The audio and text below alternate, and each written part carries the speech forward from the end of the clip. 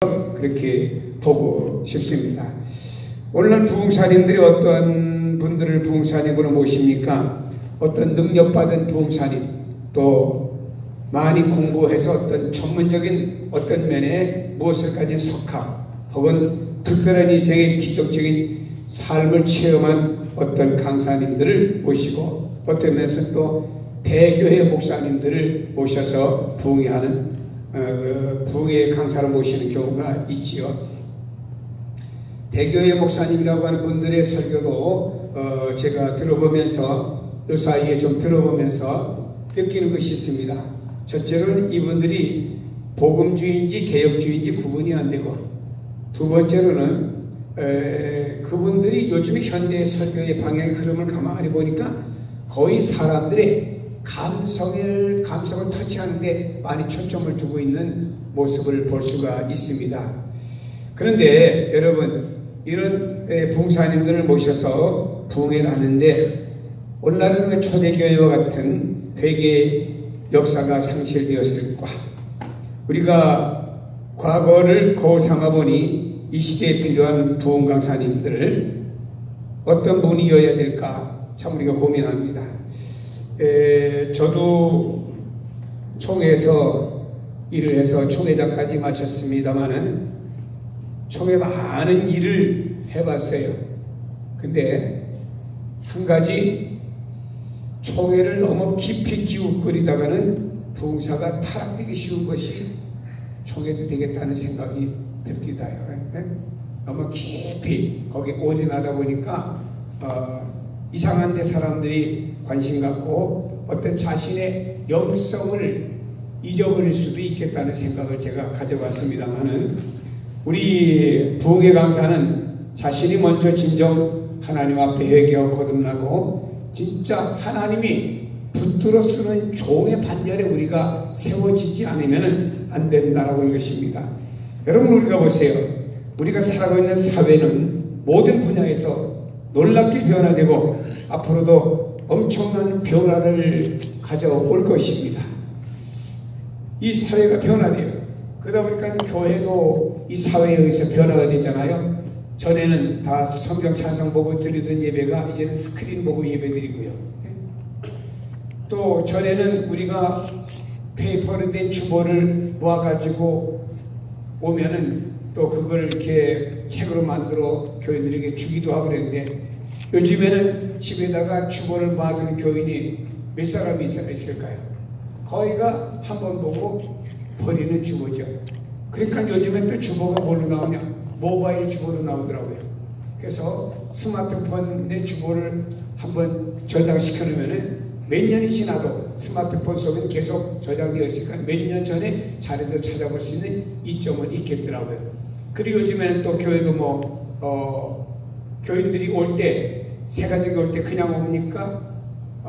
이 지역의 교회가 어느 교회에 있더라 하면서 홈페이지 들어가서 그 교회가 어떤지 홈페이지 들어가서 그 담임 목사 설교도 몇 편 들어보고 그 교회 활동 분야를 살펴보고 교회를 오더라고요.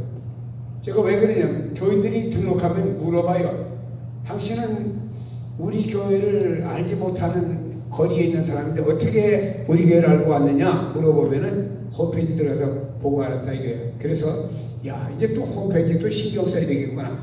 이러다 보니까 이 사회는요 놀랍게 변화되어 갑니다. 근데 여러분, 변화되지 않는 것이 오늘날 보면 교회입니다. 그래서 교회가 그저 연중행사 같은 부흥회도 하고 또 부흥회 합니다만, 이 부흥회도 이제는 변화가 되어져야 된다고 생각합니다. 부흥사님도 변화되어져야 되고, 한국교회가 이제 교회는 어떤 역할입니까? 초대교회와 같이 개인의 심령의 변화가 일어나야 됩니다. 그리고 온전한 그리스도인을 생산해 나가야만이 이 시대가 되어진다고 생각합니다. 오늘날 이 시대에 그리스도인들은 얼마나 많습니까? 그러나 무기력한 그리스도인들이 얼마나 많습니까? 여러분, 예를 들어보면은 국회의원들 중에서 예수 믿는 사람이 얼마나 많습니까? 이번에 월드컵 축구도 나갔습니다만은 한 매스컴 통해서 들어보니까 거기 축구 선수들 가운데 예수 믿는 사람이 7명 있다고 그러더라고요. 끝나고 나서 땅에다 엎드려서 기도하는 모습들을 보았습니다만은, 여러분, 이렇게 많은 그리스도인들이 있지만 이 그리스도인들이 얼만큼 이 사회나 밖에 나가서 영향력을 미치느냐, 이건 우리가 좀 고민을 해봐야죠.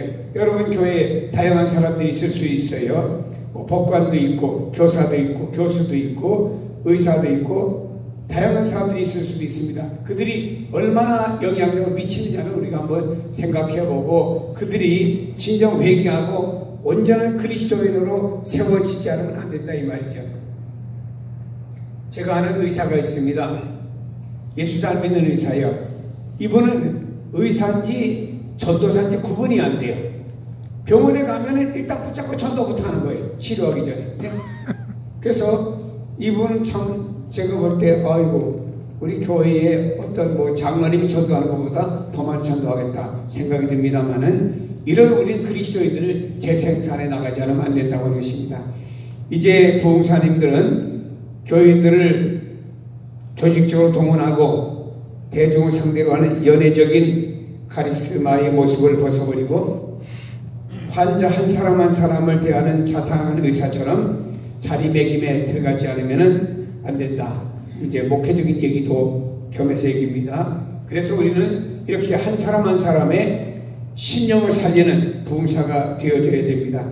외형적인 숫자나 성장 위주로 공동체에서 어떤 역할을 해서 많은 사람들이 회집하는 것보다 내적인 성숙을 이루는 공동체로 표현해주는 이런 부흥사로 쓰임을 받아야 된다고 생각을 합니다. 많은 교회가 모이는 대형교회를 봤습니다. 대형교회 나가는 그 교인들에게 물어봤습니다. 당신은 왜 대형교회를 나가느냐 물어봤더니, 그 교회가 유명하고 그 교회 목사님이 유명해서 나간다. 그 다음에 제가 물어봤습니다. 그럼 당신이 그 교회 가서 변화된 게 뭐 있습니까? 물었더니, 그냥 설교가 좋아서 나갑니다.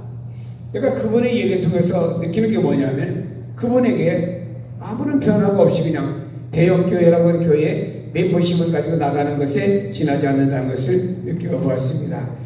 이제 심령의 부흥이 없는 교회는 마치 라오디게아 교회와 같고, 이 라오디게아 교회는 오늘의 모습입니다. 삶은 점점 좋아져요. 그렇지만 영적으로는 점점 쇠퇴해지는 것입니다. 여러분, 그 경우를 보세요. 오늘 한국교회를 보세요. 주일날 모이는 그 성도들의 숫자와 새벽기도 나오는 숫자를 한번 비교를 해보세요. 얼만큼 차이가 납니까? 많은 사람들이 현대 문화를 누리느라고 새벽에 나와서 하나님 앞에 과거와 같이 부르짖던 성도들이 점차적으로 사라져버린 겁니다. 이제 지금 70대, 60대 더 내려가서 50대까지 앞으로 사라진다고 봅시다. 그러면 새벽기도가 사라지는 교회가 무지무지 많아질 거라고 상상해 봅니다. 이렇게 되면은 우리가 사람이 아무리 그 지식이나 세상의 것을 초월해서도 영적인 갈구는 인간이 다 똑같습니다. 그러면은 그 영적인 갈구가 있는 사람들은요, 나와 기도하게 되어 있습니다. 그래서 개인의 회개와 변화와 진정한 그리스도인으로 만들어주고, 그들 한 사람 한 사람이 영적으로 갈구하는 쪽으로 나가도록 만들어줘야 됩니다. 그럼 그 사람들은요, 신앙을 진짜 자기 가진 사회적인 무엇을 떠나서 그들은 신앙을 어떤 면에 같이 우선순위로 두고 나오는 경우가 있게 되지요. 여러분, 라오디게아 교회가 이 시대의 교회 모습입니다. 이런 병든 영혼들을 깨우쳐주고 바로 세우는 역할이 부흥사의 역할이라고 봅니다. 오늘날 교회 안에는 두 종류의 사람이 있다고 생각합니다. 하나는 그리스도인이고 하나는 종교인이라고 부르고 싶어요. 누가 나한테 묻더라고요. 목사님, 교회 안에 있는 종교인과 그리스도인의 구분을 어떻게 볼 수 있습니까? 라고 말하길래 저는 그냥 단편적인 하나만 얘기하겠다고 얘기했습니다. 모든 신앙과 삶이 그리스도 중심인 사람은 그리스도인이고, 모든 신앙과 삶이 자기 중심인 사람은 종교인이다. 왜냐? 내가 예수 믿고 싶으면 믿고, 내가 이겨나가고 싶으면 나가고, 싫으면 관두고. 이거는 자기가 어떤 신앙과 삶의 중심이기 때문에 이런 사람은 누구냐? 종교인이다 이 말입니다. 여러분, 이 종교인은 성경에도 보면 알곡과 죽정이, 청함받은 사람 많지만 택함받은 사람 적다. 성경에도 수없이 많은 말씀 우리에게 주어지고 있습니다. 주님 앞에 가보면 진짜 알곡이 누구고 죽정이가 누군지를 알 수 있을 겁니다. 어떤 우리 교단의 목사님 한 분을 저에게 금요일날 이렇게 간증 좀 하시라고 모셨어요. 이분은 뭐 총신대 교수도 역임하셨고 대전에서 큰 교회에서 목회도 하셨어요. 결국 인도에 나가서 선교사로 있다가 은퇴해서 다시 한국으로 오셨지요. 이분 오셔 간증하는데 자기가 그 어느 날 천국과 지옥을 갔다 왔답니다. 이제 뭐 그 체험을 하셨대요. 그분 나름대로 체험이죠. 그래서 갔다 왔는데 자기가 지옥에 가보니까 뭐 장로도 집사도 무수히 많이 와 있고 그분 얘기 그대로입니다. 목사도 와 있고 그분 얘기입니다. 우리 교회 진경총회장도 하나 와 있더래. 아, 그러니까 내가 총회장은 괜히 좀 마음이 꺼름직해가지고 기분이 거시기가 은혜가 안 됩니다만 여러분, 그분의 얘기가 성경처럼 믿지는 않습니다만은 그러나 주어진 의미는 있더라고요. 교인들이 다 가는 건 아니다. 그 우리가 죽정이 수없이 양성 많이 하고 종교인 많이 양성해봤자 의미가 없습니다. 진정한 그리스도인을 양성해야 된다라고 하는 것이죠. 그리고 이 시대에 보면은 많은 사람들이 반응이 없습니다. 여러분, 내가 우리 부목사님들한테 그런 얘기했어요. 당신이 설교하는 한 편의 설교를 듣고 교인들이 몇 프로의 변화가 있다고 생각하느냐? 한번 고민 좀 한번 해봐라 했습니다. 교인들이 설교 듣고 변화되는 교인들이 몇 프로나 될까? 참 이거 시대에 많은 사람들의 마음이 강팍해가지고요 변화라는 거의 없습니다. 참 이게 이 시대에 우리가 가져야 될 고민이고 너무너무나 반응이 없는 시대입니다. 과거에는요 좀 미안합니다만은 오래전 과거에는요 부흥회하면은 유치부 아이들과 유초동부 아이들과 다 모여가지고 유초동부 아이들도 부흥회하다가 은혜 받고 초등학교 다니는 아이들도 방언하고 그랬어요. 요즘에 여러분 어른도 안 보이는데 아이들이 좋습니까? 물론 특수한 교회는 아이들도 없디다. 많은 하여튼 반응이 없는 시대입니다. 그래서 지금은 그래요. 어느 교회 다닙니다. 어느 교회 다니다가 시험이 있잖아요. 시험이 있으면은 다음 교회로 옮겨요. 거기 다니다 또 시험이 있습니다. 그럼 다음 교회로 옮깁니다. 한 두세 번 교회를 옮기다가 그 다음에는 어디로 돌아가냐면 가정으로 돌아갑니다. 그래서 가난한 교인이 되는 거예요. 왜냐하면 요즘 교인들은요 가정이 교회예요. 가정이 교인입니다. 왜냐하면 가정에 문제가 있으면요 교회를 등지고 교회를 떠나는 경우가 얼마나 많습니까? 그래서 가정으로 돌아가 버리고 맙니다. 우리가 성경의 말씀대로 이 마지막 시대의 사람들이 자기를 사랑하고 돈을 사랑하고 세상을 사랑하고 그리고 쾌락 사랑하기를 하나님 사랑하는 것보다 더 좋아한다. 이게 딱 이 시대에 맞아가는 얘기예요. 이 얘기하면 교인들 아주 싫어합니다. 그게 자기들 현주소지니까 참 이런 시대에 우리가 부흥회를 하는데 부흥 강사를 어떻게 선택합니까? 정치적인 목적으로 부흥 강사를 모시는 경우도 있어요. 은사별로 모시기도 하고 관계성 가지고 모시기도 하고 대형교회 목회자이기 때문에 모시기도 하는 경우가 있습니다.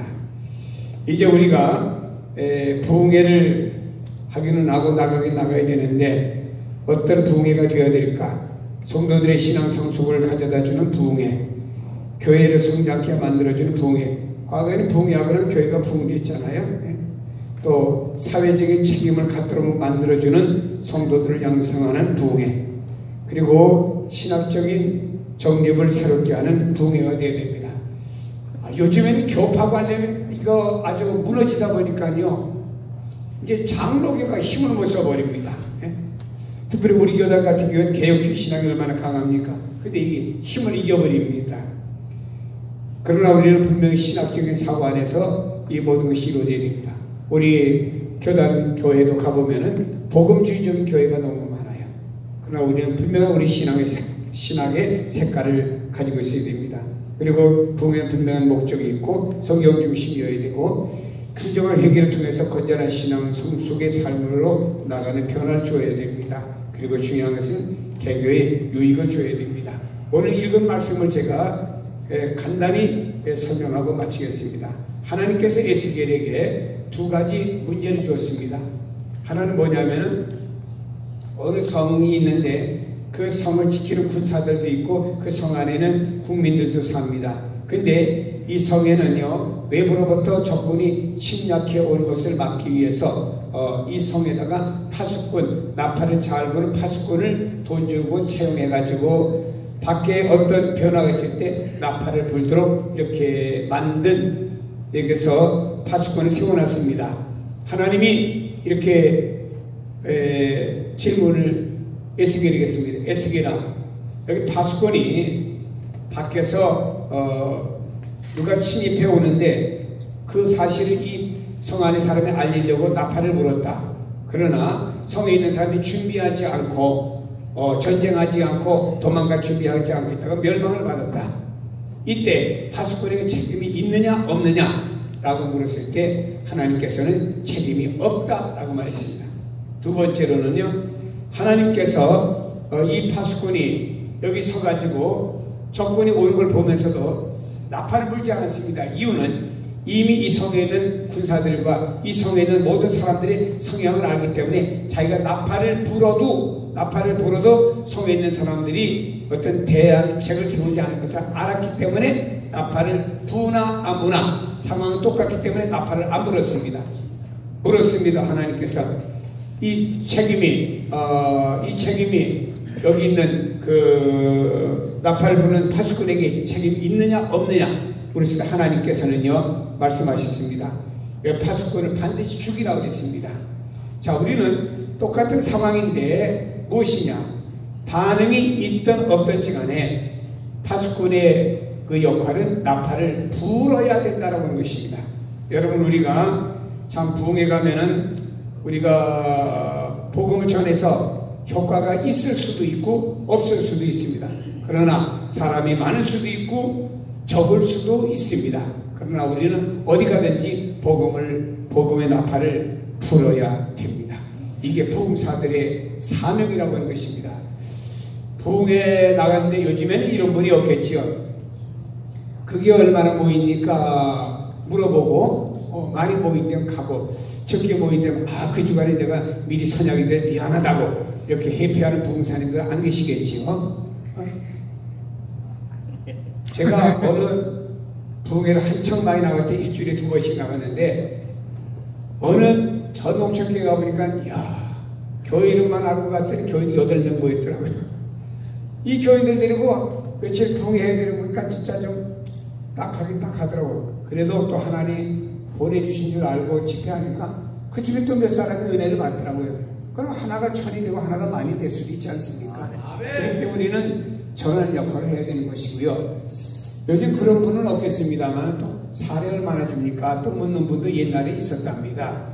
잘 나가는 부흥사님들, 요즘엔 그런 분이 없겠지만 그거는 참 우리가 하나님의 은사를 활용하는 데 있어서 어떤 면에는 거저받았으니 거저 줄 수 있는 교회도 있지 않습니까? 우리 그런 마음 가지고 가야 되겠지요. 그래서 여러분들은 이제 둔화되는 질책되는 한국교회에 다시 부흥의 불길을 일으키는 여러분의 주자가 되기를 주의 이름으로 축복합니다. 기도하겠습니다. 하나님 아버지, 고맙고 감사합니다. 오늘 부흥사 연수원을 통해서 다시 한번 이 시대가 반응이 없어지고 있고, 이 시대가 참으로 부흥회를 원치 않는 교회도 많아지는 시대이지만, 그러나 우리들이 가는 곳마다 우리를 통해서 다시 한번 성령의 역사의 바람이 일어나게 하여 주시고, 개인이 회개와 변화가 있게 하시고, 이 사회 속에 그리스도인의 삶을 역할을 감당하고는 하며만 세계를, 이 세상을 변화시키는 많은 그리스도인을 양성하는 데 쓰임받는 부흥사들이 다 될 수 있도록 도와주시옵소서. 아버지 하나님 능력 주시고 우리 총회 부흥사회가 더욱더 활성화되도록 은총을 베풀어 주시옵소서. 영광 받으실 예수 그리스도의 이름으로 기도하옵나이다. 아멘.